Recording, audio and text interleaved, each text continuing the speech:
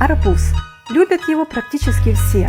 Это один из самых популярных, вкусных и полезных летних плодов. Он содержит много витаминов, микроэлементов, антиоксиданты, клетчатку и совсем мало калорий. Как говорится, все в одном. Мы предлагаем поговорить об арбузе. Вы узнаете, что такое арбуз, фрукт или овощ, чем они полезны, а чем могут навредить, и как выбрать самый арбузный арбуз. Так что же такое арбуз? Большинство людей считает его ягодой. Арбуз очень похож на огромную круглую ягоду со множеством семечек внутри и специфическим набором сахаров. Но на самом деле он относится к семейству тыквенные. Плод правильно называется тыквена, и ближайшие родственники – тыквы, огурцы и дыни. Но ягода арбуз или тыквена, по большому счету, какая разница? Главное, что все ждут арбузного сезона, чтобы полакомиться и получить массу положительных эмоций от замечательного летнего десерта. Чем так полезен арбуз? Для употребления арбуза почти нет никаких противопоказаний. Это полезный, низкокалорийный диетический продукт. В 100 граммах арбуза содержится всего 30-38 килокалорий. Диетологи считают, что взрослый человек может съедать 2-2,5 килограмма свежих арбузов в день.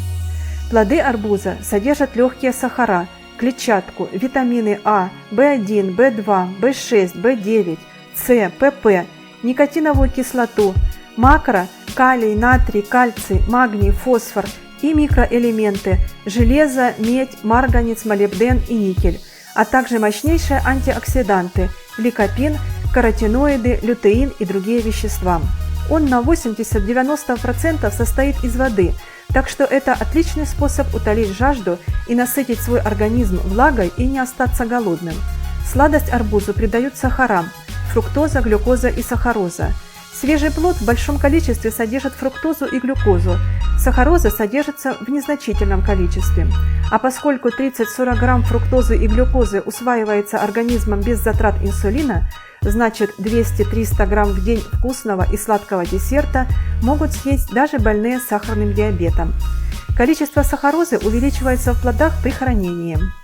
Арбуз – кладезь магния, который стабилизирует артериальное давление, необходим для желчеотделения, для связывания солей щавелевой кислоты в почках, для снижения нервной возбудимости. Клетчатка способствует улучшению жизнедеятельности полезных микроорганизмов в кишечнике, улучшает пищеварение и способствует выведению холестерина. Железо нормализует функции кроветворения. Витамин В6 поможет повысить умственные способности. Витамин А улучшит зрение и защитит глаза от различных инфекций. Высокий уровень ликопина и других антиоксидантов защищает клетки от повреждений и снижает риск сердечных заболеваний, помогает при лечении воспалительных процессов, нейтрализует свободные радикалы, защищает от ультрафиолетовых лучей и солнечных ожогов.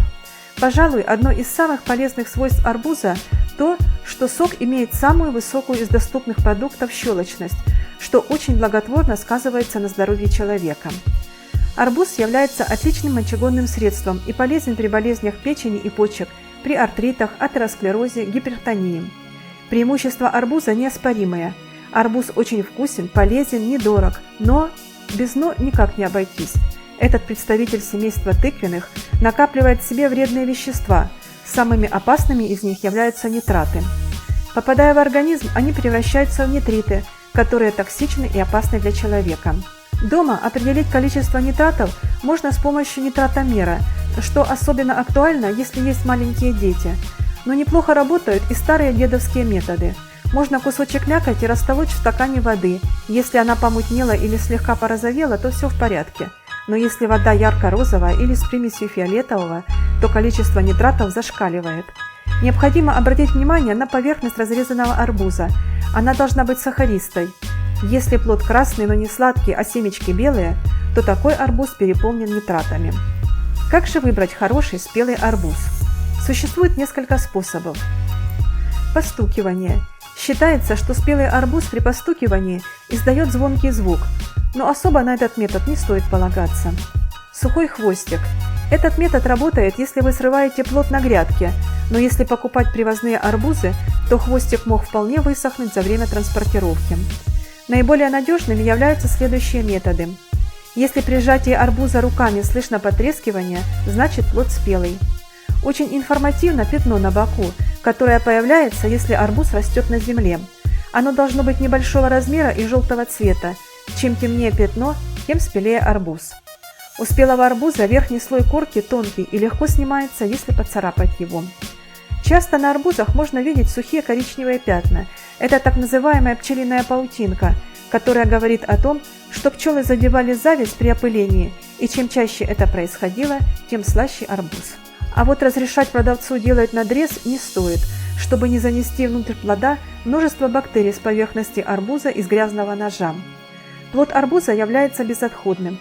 Все его части съедобны и используются человеком. Сочную мякоть едят в свежем виде, делают сок и мед. Семена высушивают, готовят масло, применяют при антигельминтной терапии. Из корок варят варенье, делают цукаты, обжаривают, тушат и маринуют. Сезон в самом разгаре, и мы желаем, чтобы вам всегда попадались правильные и самые арбузные арбузы. В следующем ролике мы расскажем, какие бывают арбузы, использование его в карвинге, об арбузных праздниках и других интересных фактах, связанных с замечательной летней тыквиной. Если вам понравилось наше видео, ставьте лайки, оставляйте комментарии и ваши пожелания и подписывайтесь на наш канал.